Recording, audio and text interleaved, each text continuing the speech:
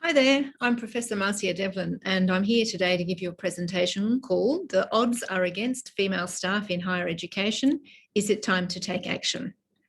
So I'll just share my screen with you so you can see those slides, and I think you can probably still see me too. Let's see how it works out. Okay, so there it is. The odds are against female staff. Is it time to take action? I'm drawing on two things for this presentation. One is my 30 years of experience in the Australian higher education sector as an academic and the last 8 years as an executive. And the book I've just written, which is called Beating the Odds, A Practical Guide to Navigating Sexism in Australian Universities. So obviously there isn't much time in this little presentation to tell you everything that's in the books, the edited highlights if you like, but if you're interested in knowing more, you might choose to read that book. Now, maybe my slide's on. Oops. So here's the overview.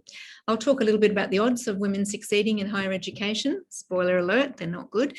What's happening to women, what's expected of women in higher ed, what women can do to beat the odds, and doing more of what counts and less of what doesn't. So what are the odds of succeeding as a woman in higher education? As I said, they're not good.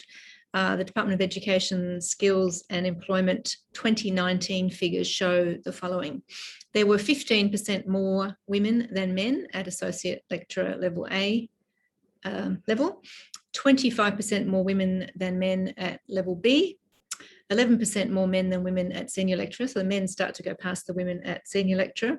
And then in Australia, we report Level D and E together. And quite shockingly, there are 86% more men than women in the professoriate in Australia. So that's 2019. That's the most recent figures. I suspect this will have got worse with the pandemic, but they're the official figures for now. If we take a look at vice-chancellors as one measure of the odds for women, I guess, in succeeding, the ultimate leadership role in a university, in 2020, 15 of Australia's 37 public university vice-chancellors left their roles or announced they were leaving their roles. As of January this year, women had been appointed in just 4 of the 15 replacements. 2 of those 4 women moved from one vice-chancellor position to another. 2 were new vice-chancellors, and in 11 of the 15 opportunities there, 73% of cases, a man won the role. There are similar figures for chancellors as well, and they show a similar pattern. So the men are dominating in the professoriate, in the vice-chancellor roles, and in chancellor roles as well. So what's happening to women in higher education? Well, a whole lot of things, and obviously I'll go into these in some detail in the book. Women are continually the subject of unconscious bias.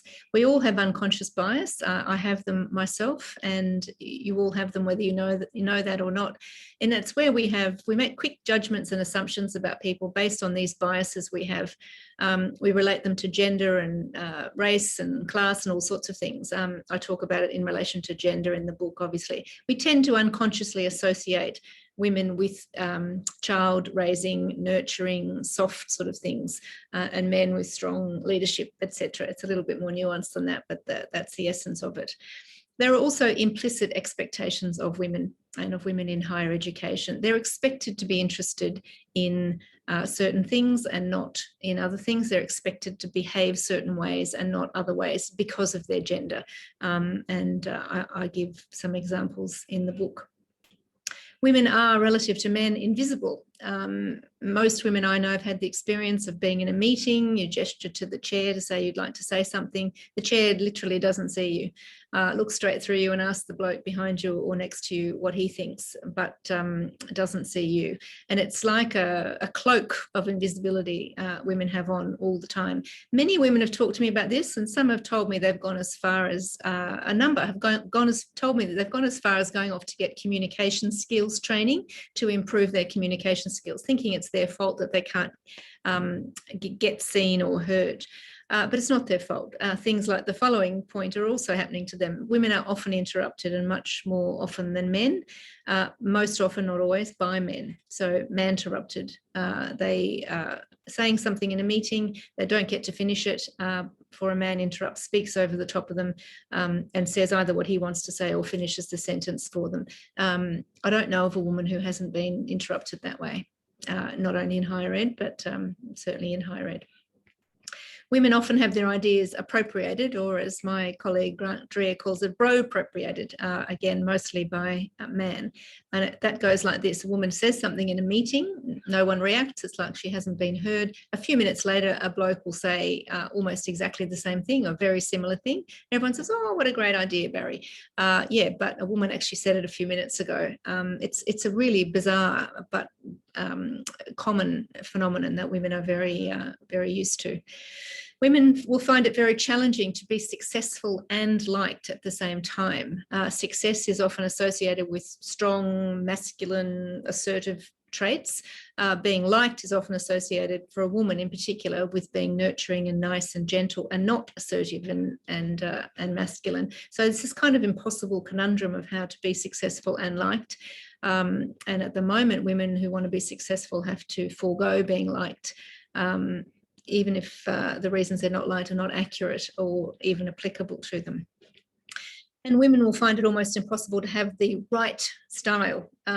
Most senior women I know have been taken aside and spoken to about their style. I've certainly had a number of talking tos about my inappropriate style. Too much this, too much that, needs to be more this, needs to be more the other. And it's trying to combine this impossible combination of masculine, assertive leadership traits and nurturing, kind, gentle traits that are expected of women. No man I know has ever been taken aside and talked to about his style. They just put on their suit and come to work and get promoted by the looks of the figures. What's expected of women in higher education? Well, above all, we are expected to be good girls. And I've got a little quote from the book that I'll read to you about being a good girl, which was written about women generally, not in higher education. So there's a book, The Curse of the Good Girl, by psychologist Rachel Simmons. And she explains that a good girl is successful academically and socially, smart and driven and kind. She aims to please others, not to have opinions and to follow the rules. She represses and never expresses what she really thinks and tends towards perfectionism. Simmons adds that a good girl walked a treacherous line, balancing mixed messages about how far she should go and how strong she should be. She was to be enthusiastic while being quiet, smart with no opinions on things, intelligent but a follower, popular but quiet. She would be something, but not too much. And so this expectation to be a good girl follows girls from girlhood into womanhood. Women are expected to be interested in womanly things. At one of my first executive team meetings in one new place, I've been on 3 executives at 3 different places, so I'm trying not to identify anyone. I was asked whether I had baked the cakes that were lining the middle of the table. No men have ever been asked did they bake the cakes. The assumption was made, cakes had arrived, Marcia had arrived, she must have brought them, she's a woman. In another example, I was offered a leadership development opportunity, which consisted of refurbishing the new building that our department was moving into, and I would be in charge of carpets, curtains and colours, everything, said my magnanimous male line manager when he offered me the opportunity. So you're expected to be interested in womanly things, and therefore you're expected to do the housework, and the housework at home is pretty self-explanatory. Women are also, in my observation, expected to do the housework at work. Things like organising morning teas, washing up after the morning teas, but also things like taking notes in meeting, being the one responsible for following up on things, being the one doing the emotional caretaking of colleagues and also of students. And women are often, academic women, allocated to lower level teaching, undergraduate teaching, first year teaching, where students are more needy, are in need of additional support and care in order to transition successfully into university. Women are seen to be better at doing that sort of work, which is why they're concentrated at A and B. Women are expected to be happy serving others. It's okay to be a leader as long as you adopt a servant leadership approach, not an assertive, aggressive, masculine. That's not acceptable for a woman. We have to carefully balance gravitas and humility. So you must have enough gravitas to be an authority and to have presence. There's a lot written about presence, but you must also have humility, and not too much of either, because you don't want to be too humble, because that's not good leadership. You don't want to have too much gravitas, because women, it's unseemly. And women are expected to accept all of this. And just think for a moment about a woman that you know who's got very angry about this and rants and raves about it. It's not really acceptable behaviour for a woman. It's really best if you just suck it up. So what should women do to beat the odds? There are lots of options. You, if you're a woman, could continue to be good. It's not really working, you won't get promoted, but you know, it's safe. You could wait. Things do get slowly better, very slowly. I talk about in the book the slight increase in representation of women in the professoriate over the last 10 years. And in about another 30 years, all being equal, and I don't know about the pandemic's kind of made things worse. So we ignore the pandemic and hope it hasn't made things worse for women. In about 30 years, there should be about equal, nearly equal numbers of men and women in the professoriate. I don't know about you, but I think that's too long. Assume things will get better. You could do that to know how successful you'll be. Hopes and prayers work for some people, or you could act. I'd say the best way to beat the odds is to act. And one of the best ways to do that is to do more of what counts and less of what doesn't. A large portion of the book is dedicated to talking about that. Women's profiles, almost without exception, need attention because they don't take into account that they're invisible. They don't take into account sexism. They don't take into account implicit assumptions that they won't be interested in leadership. And so I talk a lot about how to raise your profile and keep it high and keep your achievements in front of decision makers so that they think of you when opportunities come up.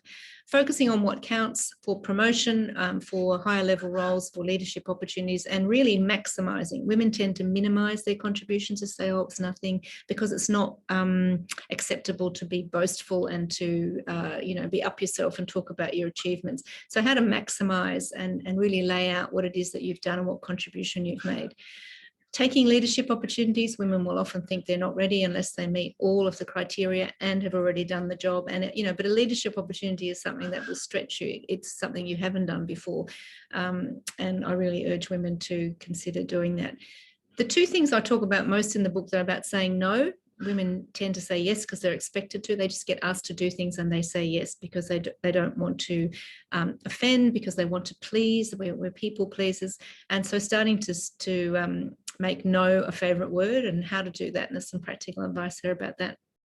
And secondly, ensuring the volume and the quality of the housework that you do at home and at work are as low as humanly possible and getting lower. One person who was an early reader of the book applied the advice that I gave in this area. So I say if you normally do housework at a 10 out of 10 level, most women I know do, try dropping it to a 7 out of 10 or a 6 out of 10, see what happens. She dropped hers to a 6 or 7 out of 10 and her teenage son started dusting, vacuuming and doing their own laundry. So she's going to aim for a 3 out of 10 to see what else could possibly happen. So if you're using all your time and energy and goodwill doing housework, you're not spending it on the things that matter and the things that will get you advanced in your career.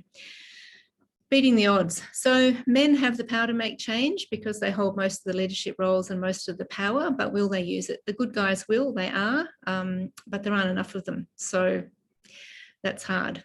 Women have to understand and, in my view, carefully navigate the expectations of them as women. You can reject those expectations. It'll be a hard road. If you accept them, it'll be a hard road. So you have to navigate them very carefully. And I say women have the power to make change, but will they exercise it? Will you drop your standards of housework, for example, to free up time and energy to do other things? And the ultimate question, is it time to take action? I think so. And I hope that you'll agree with me, but we'll see. You can beat the odds. There's more in my book. I have a website, that's the shop. You can find it by Googling it as well. And there's the references. So I hope that was of some use to some of you. I'll stop sharing now, so I'll come back. I hope I've stayed within my time. I'm not sure. And yeah, all the best. Bye for now.